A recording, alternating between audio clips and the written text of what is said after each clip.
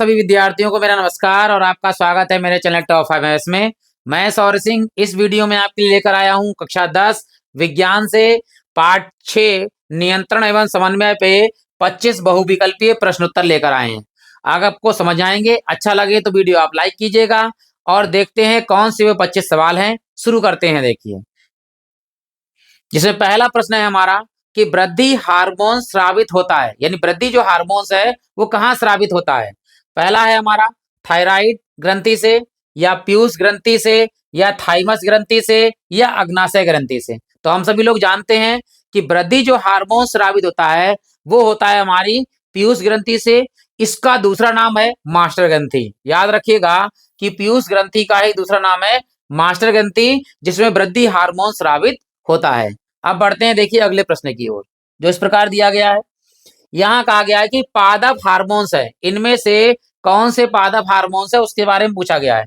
Auxin, gibberellin, या cytokinin, या ये सभी। तो हम सभी लोग जानते हैं ये सब के सब जो हैं वो पादप हार्मोन्स ही हैं। यानी पादप हार्मोन्स ऑक्सिन भी है, जिब्रेलिन भी है और साइटोकाइनिन भी है। यानी ये तीनों जो हैं वो हमारे जो हैं पादप हार्मोन्स है।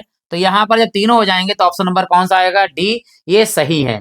बढ़ते हैं, यानी सभी। बढ़ते हैं, देखिए अगले प्रश्न की ओर, जो इस प्रकार दिया गया है। यहाँ कह रहा है कि बीजों की प्रसुप्ति को, समझ रहिएगा, कि बीजों की प्रसुप्ति को समाप्त करने में सहायक होता है कौन? ऑक्सिन, जिब्रेलिन, या एथिलीन, या एब्सिसिक अम्ल। एब्सिसिक अम्ल। तो याद रखना कि यहाँ पर बीजों की प्रसुप्ति की बात करें तो प्रसुप्ति के लिए जो है वो काम करता है कौन? Gibberellin hormones. तो यहाँ पर बात आएगी बी ऑप्शन की कि जिब्रेलिन क्या करता है? बीजों की वो प्रसुप्ति को समाप्त करने का काम करता है। यानी बीजों को नष्ट करने का काम कर सकता है, ये कह सकते हैं हम आपके लिए। मतलब नष्ट का मतलब उसे बढ़ाने का, प्रचित नहीं करते। जैसे अंगूर है, उसके लिए जो बीज को खत्म और गुदे उदे को आगे करता है, उसकी बात कर रहा है यहाँ पे जिब्रेलिन की। तो बढ़ते हैं, देखिए हम अगले प्रश्न की ओर, जो इस प्रकार है कि संकटकालीन हार्मोन्स कहलाता है एड्रेनलिन, या ऑक्सीटोसिन, या वृद्धि हार्मोन्स, या थायरॉक्सिन। तो यहाँ बात कर रहा है संकटकालीन हार्मोन्स की। तो संकटकालीन हार्मोन्स के बारे में आएगा एड्रेनलिन। तो ऑप्शन नंबर कहाँ होगा सही? ए सही होगा। एड्रेनलिन जो है वो संकटकालीन हार्मोन्स कहलाता है। अब बढ़ते हैं, देखिए अगले प्रश्न की ओर, जो इस प्रकार दिया गया है कि शरीर संतुलन में सहायता करता है। शरीर का जो संतुलन है उसमें कौन सहायता करता है? प्रामस्तिष्क, अनुमस्तिष्क, या मध्य मस्तिष्क, या डायनसिफलन। इनमें से कौन जो है शरीर के संतुलन में सहायता करता है? तो शरीर के संतुलन में जो सहायता करता है वो करता है हमारा अनुमस्तिष्क। तो यहाँ ऑप्शन याद रखेंगे कि शरीर संतुलन में सहायता कौन करता है? वो करता है अनुमस्तिष्क। ऑप्शन नंबर बी हमारा सही है। आगे बढ़ते हैं, देखिए यहाँ कह रहा है शरीर का ताप, यानी शरीर ताप, भूख, प्यास, नींद, उपापचय आदि क्रियाओं का नियमन करता है। आदि क्रियाओं को क्या करता है? नियमन करता है, आदान प्रदान करता है, ये कह सकते हैं। तो वो कौन सा है? अनुमस्तिष्क, मस्तिष्क पुच्छ, या प्रामस्तिष्क, या डायनसिफलन। तो यहाँ बात कर रहा है शरीर के ताप की, भूख की, प्यास की, नींद की, उपापचयी क्रियाओं की आदि। तो ये करता है हमारा डायनसेफ्लॉन। याद रखना इसका ऑप्शन होगा डी सही है, डायनसेफ्लॉन। तो बढ़ते हैं अगले प्रश्न की ओर, जो इस प्रकार दिया गया है। यहाँ कहा गया है कि प्रतिवर्ती क्रिया का उदाहरण नहीं है। उदाहरण नहीं है पूछा गया है। प्रतिवर्ती क्रियाएं, याद रखना एक चीज और प्रश्न इसमें तैयार हो जाएगा कि प्रतिवर्ती क्रियाओं को नियंत्रण कौन करता है? तो मेंडुला ऑब्लांगेटा जो है वो प्रतिवर्ती क्रियाओं को नियंत्रण करता है, ये भी याद रखेंगे हम। और यहाँ बात कर रहा है छींकना, खांसना, हृदय स्पंदन, भोजन को देखकर मुंह में पानी आना, ये सब चीजें अलग है। यहाँ पर बात आएगी हृदय स्पंदन। तो इसमें प्रतिवर्ती क्रियाओं का उदाहरण कौन नहीं है? कौन नहीं है? हृदय स्पंदन नहीं है। बाकी सब मतलब प्रतिवर्ती क्रियाओं के उदाहरण है, जैसे छींकना, खांसना और भोजन को देखकर मुंह में पानी आना। और प्रतिवर्ती क्रियाओं का जो नियंत्रण करता है वो कौन होता है? मेंडुला ऑब्लांगेटा। अगर वीडियो अच्छा लग रहा हो तो आप लाइक कर सकते हैं। बढ़ते हैं हम अगले प्रश्न की ओर, देखिए जो इस प्रकार दिया गया है कि मिश्रित ग्रंथि है। मिश्रित ग्रंथि पुरुष ग्रंथि है, अग्नाशय ग्रंथि है, थायराइड है, या अधिवृक्क ग्रंथि है। तो इन चारों में मिश्रित ग्रंथि जो है वो है अग्नाशय। और याद रखना एक और प्रश्न इसमें तैयार हो जाता है कि अग्नाशय ग्रंथि में किस हार्मोन्स का निर्माण होता है, वो है इंसुलिन। इंसुलिन का काम क्या है, इंसुलिन जो है वो रक्त में शर्करा की मात्रा बढ़ जाती है तो उसको कम करने या नियंत्रण करने का काम जो है इंसुलिन नामक हार्मोन्स करता है। तो याद रखना इंसुलिन हार्मोन्स क्या करता है, वो कहाँ बनता है, अग्नाशय में बनता है। क्या काम करता है, शर्करा को कम करने का काम करता है, यानी मधुमेह यानी शुगर रोग को कम करता है। अब बढ़ते हैं देखिए अगले प्रश्न की ओर, जो इस प्रकार है कि अनुकंपी तंत्रिका तंत्र के कार्य किस हार्मोन्स के कार्य से सामान्यता प्रदर्शित करता है। यहां बात कर रहा है अनुकंपी तंत्रिका तंत्र की बात कर रहा है। तो वृद्धि हार्मोन्स, इंसुलिन या एड्रिनलिन या मोचक हार्मोन्स। तो यहां बात कर रहा है अनुकंपी तंत्रिका तंत्र कार्य किस हार्मोन्स के कार्य करता है, वो करता है एड्रीनलिन। तो एड्रीनलिन यानी ऑप्शन नंबर सी हमारा सही है। बढ़ते हैं अगले प्रश्न की ओर, जो इस प्रकार दिया गया है कि जड़वामनता या क्रिटिनिज्म रोग जो है वो निम्न में से किसकी कमी से होता है। यानी ये रोग जो है जड़वामनता या क्रिटिनिज्म रोग किसकी कमी से होता है, यहाँ पे थायरॉक्सिन की कमी से होता है, इंसुलिन की कमी से होता है, या वृद्धि हार्मोन्स की या प्रोलैक्टिक की कमी से होता है। तो याद रखना कि जड़वामनता जो रोग है वो किसकी कमी से, थायरॉक्सिन की कमी से होता है। यहाँ पर ऑप्शन नंबर कौन सही होगा, ए सही होगा।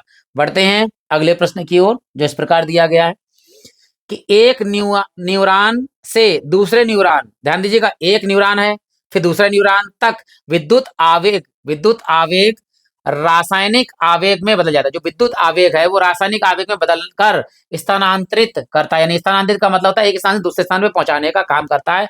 तो वो ध्रुमिका में या कोशिका काय में या तंत्रिका कक्ष में या तंत्रिकाक्ष में या युग्मानुबंधन में। युग्मानुबंधन मतलब जोड़ा, यदि एक से दूसरे हो जा रहा है तो यहां से याद रखेंगे युग्मानुबंधन में। युग्मानुबंधन में क्या होता है, जो एक न्यूरॉन जो है वो दूसरे न्यूरॉन को विद्युत आवेग भेजता है, वो रासायनिक आवेग में बदल जाता है। ठीक है, इसको कौन क्या है, किसके द्वारा, युग्मानुबंधन में। ठीक, बढ़ते हैं अगले प्रश्न की ओर, जो इस प्रकार दिया गया है कि फलों को कृत्रिम रूप से पकाने के लिए आजकल प्रयोग किया जाता है। नहीं, कृत्रिम रूप से नहीं, फल हैं वो पेड़ों पे नहीं पकते हैं, एक होते हैं डाल के आम, एक होते हैं पाल के आम। तो डाल के आम क्या होते हैं, वो पेड़ पर लगते हैं, वो डाल के आम कहलाते हैं। जो पाल के आम क्या होते हैं, उन्हें पकाया जाता है, कच्चे तोड़ लिए जाते हैं या आध पके तोड़ लिए जाते हैं, उन्हें अच्छी तरह से पकाने का काम करता है। तो इनमें से कौन करता है, एथिलीन का है, ऑक्सिन का है, या जिब्रेलिन का है, या फ्लोरीजन का है। तो इसमें याद रखना वो है एथिलीन का काम। और ये एथिलीन और बता देते हैं, एथिलीन जो है जो गंधहीन, स्वादहीन और रंगहीन, स्वादहीन और ज्वलनशील पदार्थ है, जो फलों को साथ साथ है, फलों को तो पकाने का काम करती है और साथ में प्लास्टिक बनाने का भी काम करती है। फिलहाल यहाँ फलों कृत्रिम रूप से पकाने का कौन काम करता है, एथिलीन करती है।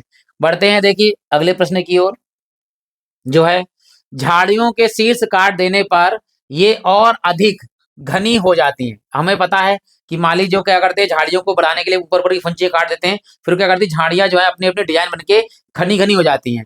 तो वो क्या होता है, वो पूछ रहा है बेटा। तो पूछ रहा है आपतन निवारण के प्रभाव से, या शीर्ष प्रमुखता के प्रभाव के समाप्त होने के कारण, या ऊतक विभेदीकरण के कारण, या उपरोक्त में से कोई नहीं। ठीक है, तो यहाँ याद रखना शीर्ष काट रहे हैं तो शीर्ष से ही ले लीजिए। तो ये ऑप्शन कौन सा, बी सही है हमारा। शीर्ष प्रमुखता के प्रभाव के समाप्त होने के कारण जो है, जब हम शीर्ष काट देते हैं तो वो घनी घनी आबादी में झाड़ियां इकट्ठी हो जाती हैं। अब बढ़ते हैं अगले प्रश्न की ओर, जो इस प्रकार दिया गया है कि पराग नलिका वर्तिका से होती हुई बीजांड की तरफ वृद्धि करती है, इसका क्या कारण है। इसका कारण है जलानुवर्तन या गुरुत्वानुवर्तन या रासायनुवर्तन या प्रकाशानुवर्तन। तो याद रखना क्या कह रहा है, पराग नलिका वर्तिका से कहा होती हुई बीजांड की तरफ वृद्धि करती है, तो इसका मतलब है कि ये रासायनुवर्तन है। तो यहाँ ऑप्शन नंबर सी होगा हमारा, रासायनुवर्तन। बढ़ते हैं देखिए अगले प्रश्न की ओर, जो इस प्रकार दिया गया है कि इंसुलिन नामक हार्मोन स्रावित होता है अमाशय में, यकृत में, वृक्कों में या अग्नाशय में। तो हम जानते हैं कि इंसुलिन नामक जो हार्मोन स्रावित होता है वो होता है अग्नाशय में, और इसकी कमी से कौन सा रोग होता है, वो होता है शुगर रोग, यानी मधुमेह रोग हो जाता है। और इंसुलिन वो शुगर की मात्रा जो है ब्लड में बढ़ जाती है, उसको कम करने का काम करता है इंसुलिन, या मेंटेन करने का काम करता है। आगे बढ़ते हैं, अगला प्रश्न है हाइपोथैलेमस भाग है।